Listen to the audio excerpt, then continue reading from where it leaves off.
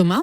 La morale de l'info, Raphaël Antoven. Bonjour Raphaël. Bonjour Thomas. Alors ce matin, on change de sujet. Vous nous parlez des réactions nombreuses après les propos de l'éditorialiste et un peu tautologue Christophe Barbier. Il était l'invité de C'est dans l'air avant-hier et il a donné son avis sur l'égalité salariale homme-femme. Oui, l'histoire est dingue. Alors qu'il commentait une proposition de campagne de Jean-Luc Mélenchon, Christophe Barbier a fait valoir que, compte tenu du coût pour les entreprises de l'égalité salariale homme-femme, une telle mesure, contrairement à ce que dit Mélenchon, ne permettrait pas de financer la retraite à 60 ans. Alors, ça se conteste, ça se défend, en tout cas ça se discute. Oui, sauf que là, en guise de discussion, ça a tourné à l'échange de noms d'oiseaux et même pire. Non mais d'insultes, de coups, de crachats, ces propos sont un scandale, une honte. Christophe Barbier est un prêcheur d'horreur, un propagandiste, un racleur de fonds de chiottes, citation, qu'il faudrait pendre avec son écharpe, sans oublier l'efficace et toujours et inévitable #connard.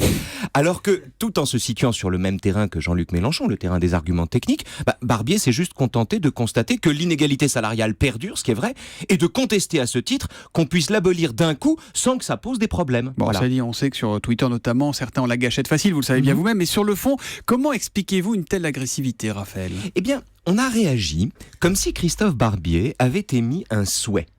Ou comme si les contraintes qu'il décrit étaient la limite d'une vision du monde. On a pris son analyse pour l'expression d'un désir. C'est pas la première fois qu'un journaliste fait les frais du sentiment qu'une mauvaise nouvelle est une méchante nouvelle.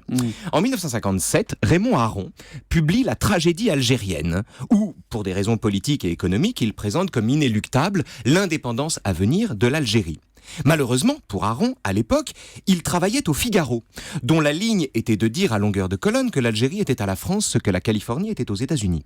Résultat, parce que Pierre Brisson, directeur du Figaro, redoutait que ses lecteurs prissent un diagnostic pour un désir profond, et parce qu'en la circonstance, le Figaro choisit de flatter ses lecteurs plutôt que de leur apprendre quelque chose en les invitant à penser contre eux-mêmes, Aron n'eut plus jamais le droit d'évoquer l'Algérie dans son propre journal. Ouais, excusez-moi Raphaël, mais Christophe Barbier n'en est pas là. On l'entend encore, on l'entend même beaucoup. Bien sûr, et tous les jours. Il n'est pas censuré.